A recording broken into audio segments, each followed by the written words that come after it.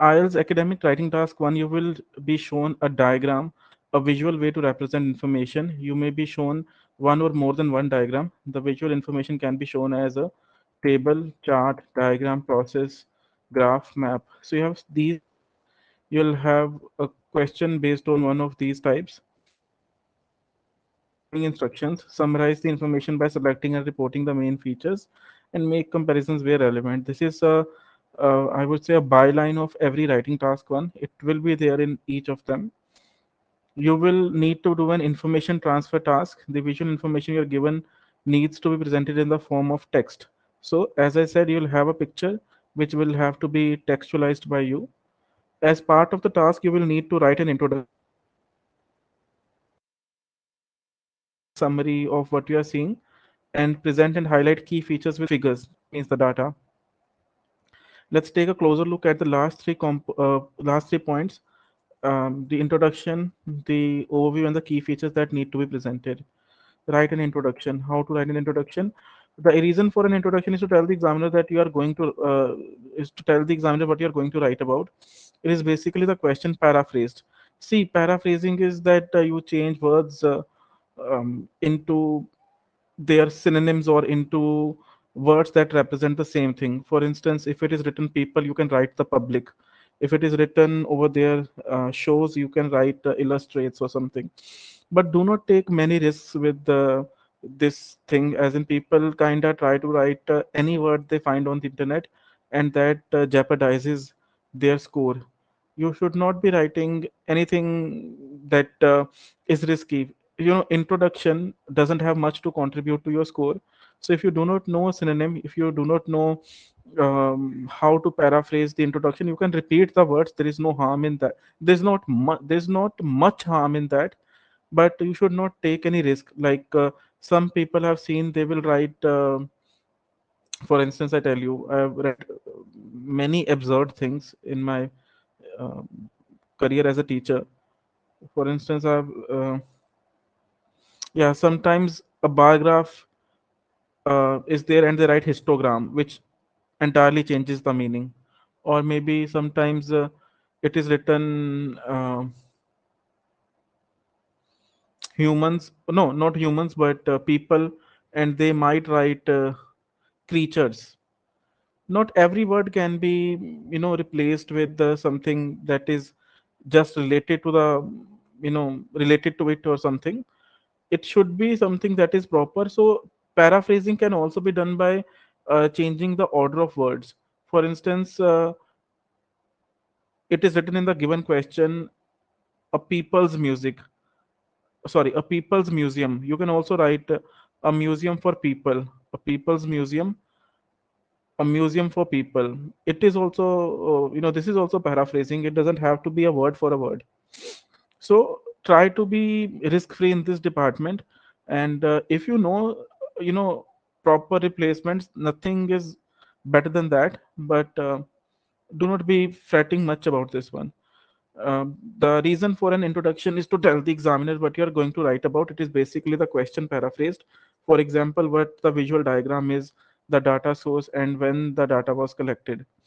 The introduction can be one sentence. Is the question rewritten into your own words, paraphrased?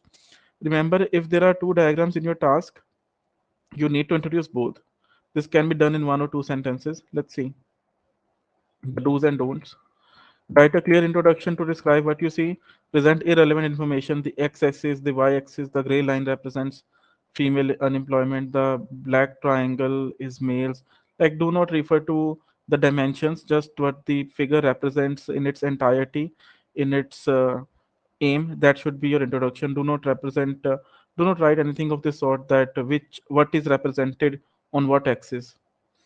Paraphrase the question prompt. Use synonyms and paraphrase non-key information. For example, unemployed people were unemployed. This is also paraphrasing.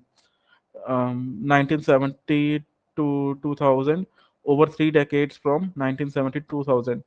You should not copy the question prompt word for word. Example phrases from the question. Do not copy the information.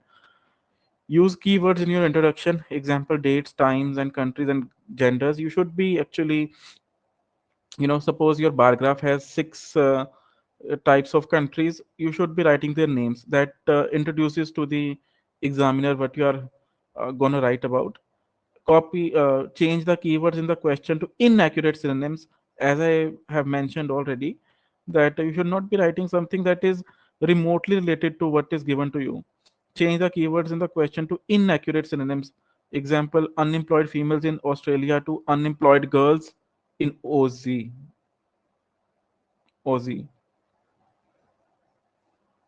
Include all charts, diagrams, or tables in your introduction. Let's look at some sample introductions and see how you might introduce them if you apply the above tips. For instance, you have a table.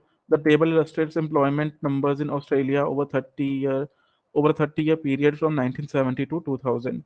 Chart. The chart compares the number of cars that were made in France, Germany, Norway over a decade from 2000 to 2010. Diagram. The diagram shows how car parts are assembled. Process. The cycle shows how man-made fibers are produced. Map. The maps illustrate changes in an English village over a century from 1950 to 2015. These are just sample introductions. You do not have something to introduce using them, but these are just to give you an idea of what your first thing in your writing task one is going to look like. So the maps illustrate changes in an English village over a century from 1950 to 2015. Graph. The graph presents data from Ireland showing cinema attendance in major cities in 2016. Um, you have to introduce both. The pie charts show the main energy resources used to generate power in a town in Australia, while the table shows how much energy was consumed by the community in 1989. So you have pie charts and a table. Then you write an overview. An overview is something that would say everything in a nutshell, that would represent something large in a concise manner, so that the reader gets to know what he's going to deal with in a larger manner afterward. It should be the main thing about what is given. The overview in your response should summarize what you see in the visual diagram. It should summarize the main trends, changes, developments, stages, noticeable features. You need to present a clear overview to reach a band 7 and higher. Let's take a closer look at the task achievement band descriptors to see how important a clear overview is in IELTS academic writing task 1. Band 7 presents a clear overview of main trends, differences, or stages. Band 6 presents an overview. So if you have a clear that is just one of the criteria. Task achievement, there are three other criteria. We'll have a look at them afterward. um, but for the first one, the task achievement, the king presents a clear overview of main trends, differences, or stages. Band 6 presents an overview with information appropriately selected. So clear overview and just overview. And band 5 recounts detail mechanically with no clear overview. So you do not have a clear overview here. So you are actually touching the rock bottom now. So do's and don'ts. Use linking words to summarize what you see. Example: overall to summarize, in summary. In don't include data or figures in your overview. Only include a summary of the main trends or features. So your overview should have only a simple generalization of statistics without any statistics. It may sound paradoxical, but it is true. Look for trends in the diagram. Is there an overall increase, decrease, or fluctuation in the visual diagram? Are there any high or low points? Is it stable? So you should look for the trajectories. For instance, you have a bar graph. You should look how the data has gone from the first year to the last year. Has it decreased? Has it fluctuated? Has it increased? Whatever. Suppose you have a line graph, so you can look for the fluctuations, as in things of these sorts. And so forth, as in we are going to do each type of academic task once, so you'll get to know them one by one. Don't identify everything in the overview. Try not to write everything that you see in the overview, because it's a summary. Summary should not be uh, Summary should have everything in a nutshell. It should not be a seashell in itself. It should not be something too large to account account for being an overview. It should be It should just be a summary statement of most of the most noticeable features in the diagram. Then again, a do. If the visual diagram shows future predictions, summarize the future trends in your overview. You should not highlight key features with data. Do not include any data in your overview, the long and short of it. Then again, a do. Highlight any change in the overall trend of the visual diagram. For example, a dip, a rise, or something that I said in the example that I took of a bar graph. If we apply above tips, here are some examples of how an overview might look. Introduction overview. So the table illustrates employment numbers in Australia over a 30-year period from 1970 to 2000. Overall, it can be clearly seen that the numbers of people employed have increased over the period, whereas the unemployed figures have remained stable. So kind of an overview here. That could be true for a academic writing task one. For an academic writing task one, the chart compares the number of cars that were made in France, Germany, Norway over a decade from 2000 to 2010. In brief, like there are many structures that can be used to introduce an overview. Like I personally use in general when I show you one of my tasks, but you can see overall, in brief. Germany was the major producer of vehicles over the period, followed by France and Norway. A diagram. The diagram shows how car parts are assembled. That is the introduction, and now we can get to the overview. It can be seen that there are four main stages to car manufacturing. To be specific, these are molding, machining, joining, and shearing. Process. The process shows how man-made fibers are produced. It can clearly be seen that there are six steps involved in the production of cloth, starting with the raw materials and ending with the final product. Map. The map illustrates changes in an English village over a century from 1915 to 2015.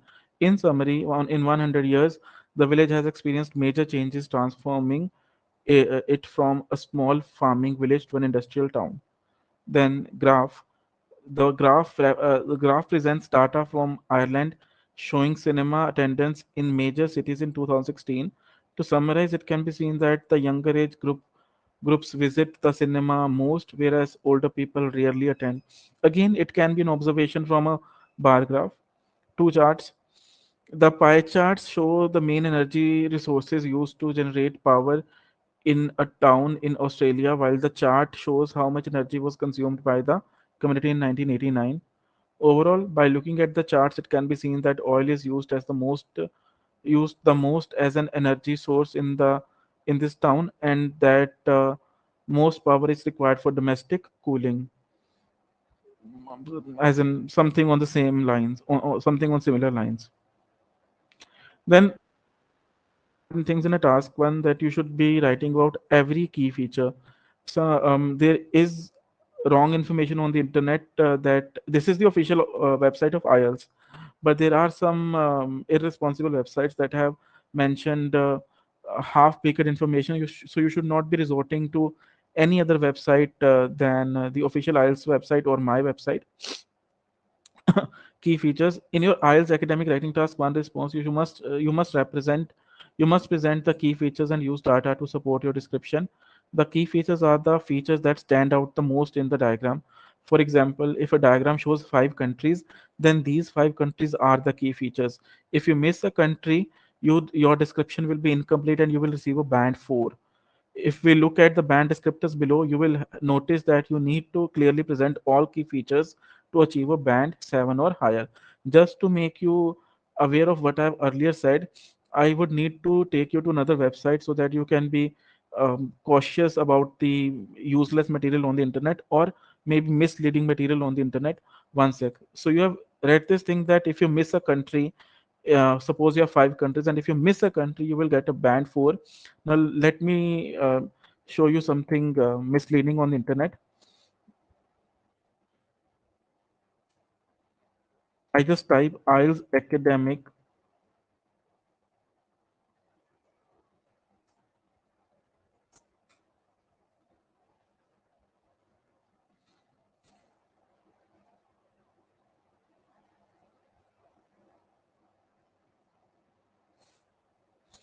I would not be able to blame any site, but I've seen any other site, I would say. But recently, I discovered something wrong with one of the most reputed websites.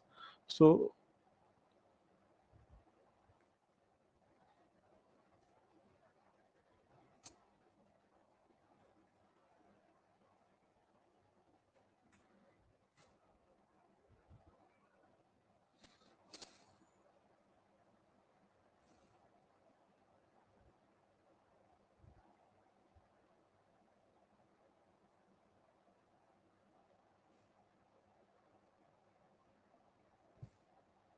so if you read, it should be noted that this is not a real IELTS task one question. This is just a chart that I saw on the internet, but it allowed me to make a very important point. You don't need to mention.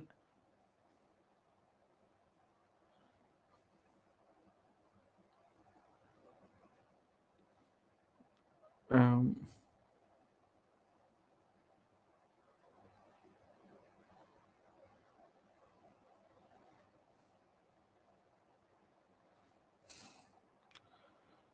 you don't have to mention everything on the graph. I only talked about 2 out of 8 countries, and I still wrote 200 words uh,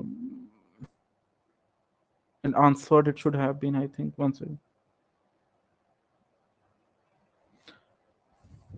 So this gentleman has said that you can write only about 2 countries out of 8. One sec.